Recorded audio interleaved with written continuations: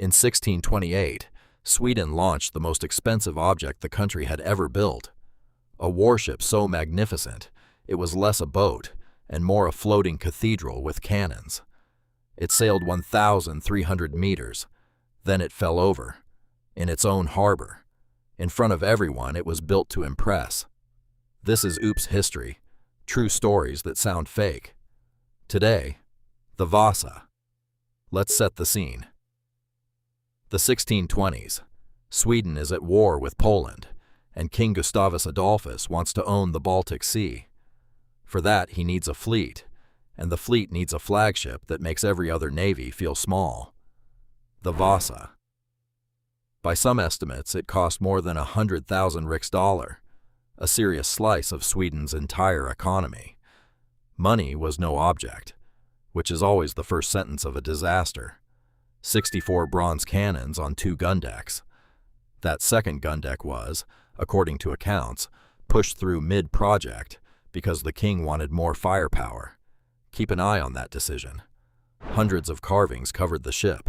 Lions, Roman emperors, mermaids, all painted in brilliant color.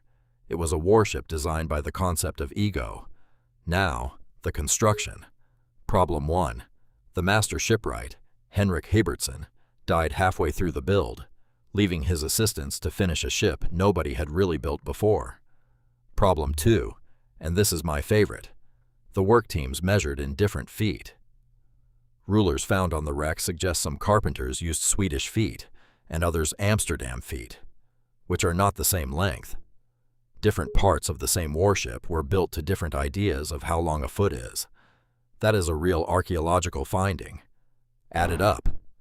Too narrow, too tall, tons of bronze mounted high, and not enough room for ballast down low. The Vasa was, structurally speaking, a chandelier. And here's the thing. They knew. Before launch, the Navy ran the era's stability test. 30 men sprinting side to side across the deck to see how badly she rocked. After 3 runs, the ship was heeling so violently that Admiral Claw Fleming stopped the test before she capsized at the dock. And then, nobody told the king.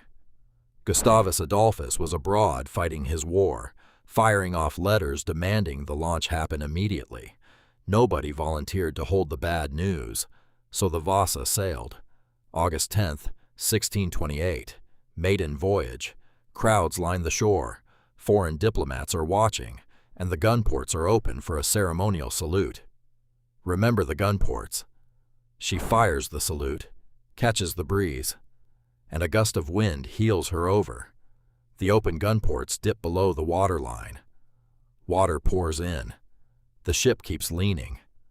The Vasa sank in about 20 minutes, in full view of the crowd.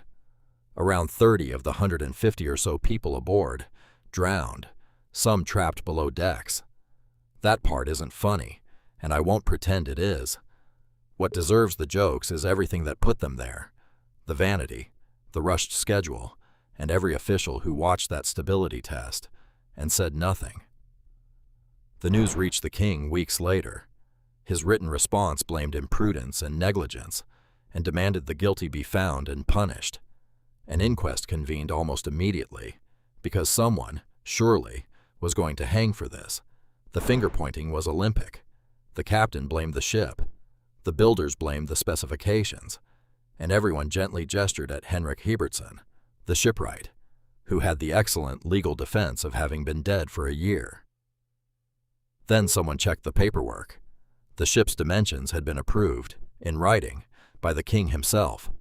The trail went somewhere nobody could afford it to go. So the official verdict on the most expensive disaster in Swedish history was, nobody's fault. Case closed. Please stop asking.